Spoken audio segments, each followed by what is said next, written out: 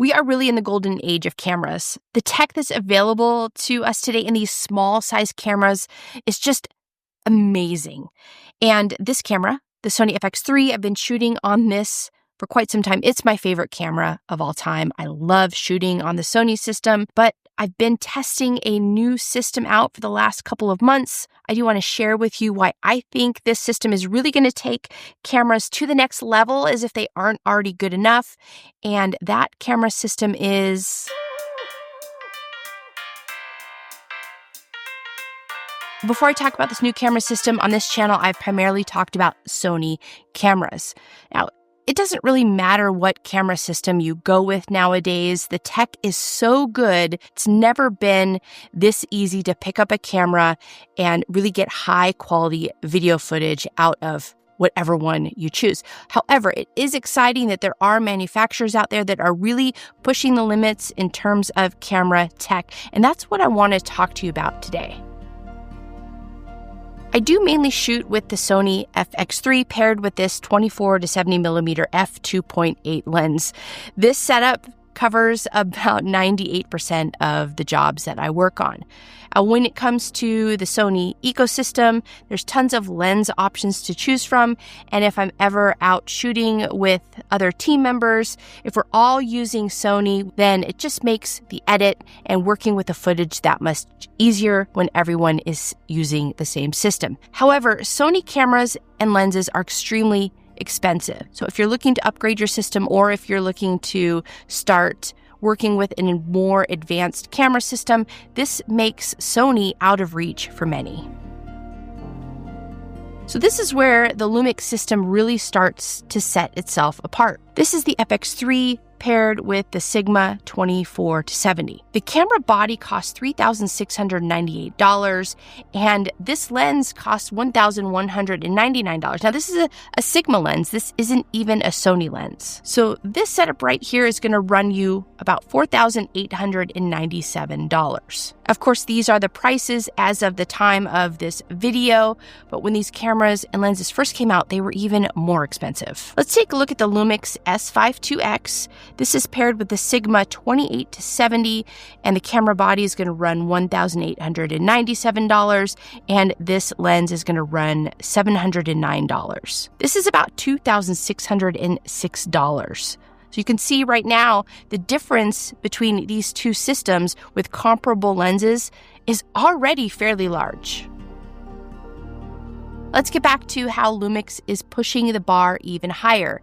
I'm going to go over some of the functionality that's available in the Lumix S52X that's not currently available in the FX3. Now, I'm not going to go over every single little detail, but in my opinion, these are the ones that matter the most in my workflow. The FX3 does have a fan. This helps manage heating. This is a vent down below and on the side. And if you look at the S52X, this camera does have an internal cooling system, but you're not going to see the same vent openings on the back of the camera. Both of these cameras are great at mitigating heat, but when it comes to the S52X, this is more protected from the elements as a result. The S52X also has more codec options, so anything that you might want to shoot in is probably available in this camera, far more than what's available in the FX3, and you can also shoot ProRes RAW using this camera. One of those options is to shoot in 6K open gate. Now, open gate means that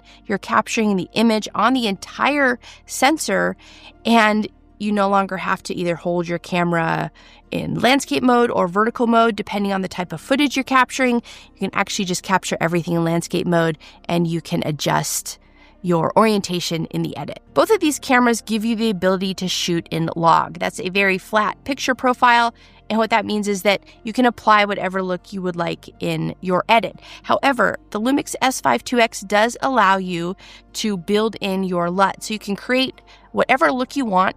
You can upload that LUT to your camera, and you can capture your video footage using that LUT. That means that that look is already baked into your footage, and in many cases, this can make your workflow more efficient. I don't know if you can see it here, but if you tilt the camera, you can see that the sensor is moving around inside. What you're seeing is image stabilization.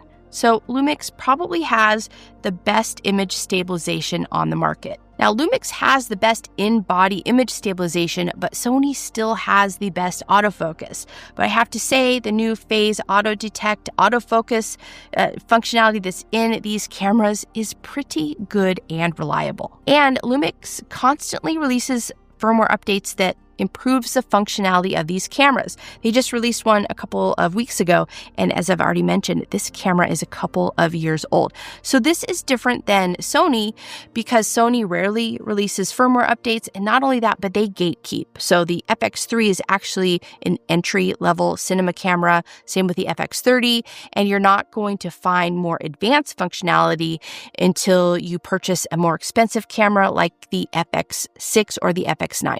They really want you to make that bigger purchase before they're going to give you access to additional functionality. Now, Lumix is different because this is another full-frame camera put out by Lumix. It's the S9. It has all of the same internal functionality as the S5 IIX. You can see it just doesn't have a viewfinder, but these two cameras pretty much have the same functionality, so I can pick up any Lumix camera. The menus are going to look the same, and the functionality is pretty much going to be the same. And while I have this little camera out, this is their 28 to 200 millimeter lens. And one of my favorite new features that was released in the latest firmware update is something called hybrid zoom. That means that this 28 to 200 millimeter lens, look how small this lens and setup is. It can go out as far as 600 millimeters using some of the functionality in the software that they have built into these cameras. In fact, you can shoot in 4K, 30 frames per second, and if I have hybrid zoom turned on, I can get out to almost 300 millimeters. Now that is just unheard of in a camera of this size. I mean, look at the size difference alone. This lens just gets you to 150 millimeters. This one's going to get you all the way out to 200 millimeters. And again, this setup right here, the body's going to run right now about $3,698. This lens is going to run $1,699. That's almost $5,400 for this setup. With this setup, the Lumix S5 IIX, the body is going to run $1,897. The lens is $797. So this setup is just right under $2,700. Now there is a 70 to 200 millimeter lens made by Sony. That lens is about $2,800 alone. So you can see, like, even just the cost savings and the functionality that goes into the Lumix S5 IIX or any of these Lumix cameras is just gonna save you a ton of money. Some downsides to Lumix are that it takes a long time for these cameras to power up. The menu systems can be difficult to navigate and also to learn. And there definitely is a larger learning curve when it comes to using this camera. Because there are so many options available in the settings, it does take a while to really dial in the settings that work best for you. And even while you're using the camera, I've personally found that I'm in the settings more, I'm changing things more and more depending on my environment, definitely more so than the Sonys. Both of these camera systems do have dual base ISOs. This is really handy because if you're shooting outside, you want to use the lower base ISO number for both of these cameras. It's at 800. And if you want to shoot in low light, the high base ISO on the Sony is 12,800, while the Lumix just goes to 4,000. Now I say just, but 4,000 is plenty in most situations. The Sony does shine as far as that higher base ISO goes, but this should be more than enough ISO for you if you are shooting in lower light. And with these Lumix cameras, these lens options are minimal, but I will say that the basics are covered. I mean, this 28 to 200, this could probably live on your camera the entire time. You just have to purchase one lens and you'd be ready to go. Now that I'm more comfortable with the Lumix camera system, this means that I can use whatever camera system is going to work best in a certain situation. So for instance, if I am shooting real estate and I don't have a gimbal or I don't want to bring a gimbal, well, I already know the in-body image stabilization is going to be a lot better on this camera system, so this is probably the camera I'm going to take. Also, if I'm shooting events and I need a telephoto lens, this is my new go-to. I'm no longer going to carry a big 70-200. I can use this 28-200 and get all of the range that I need to capture a speaker on stage or somebody off in the distance at an event. You're already familiar with the 28-200. There's also a 14-28 millimeter lens. If I'm traveling or if I want to pack light, this is all I'm going to take. I'm going to take this camera body and the 28-200. I'm going to throw the 14-28 in my bag. And now I have 14 millimeters all the way up to 200 millimeters if I'm shooting in 6K.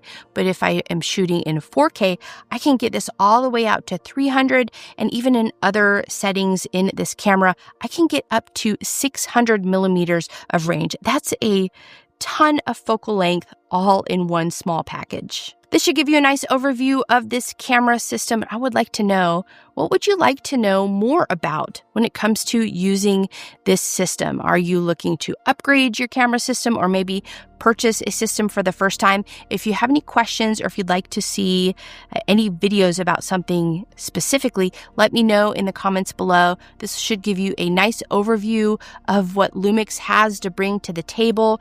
And I'm really looking forward to seeing some of this technology really trickle down into other camera systems, especially the Sony ecosystem. So thanks as always for tuning in. If you like this video, give it a thumbs up, subscribe before you head out, and I'll see you again in the next video.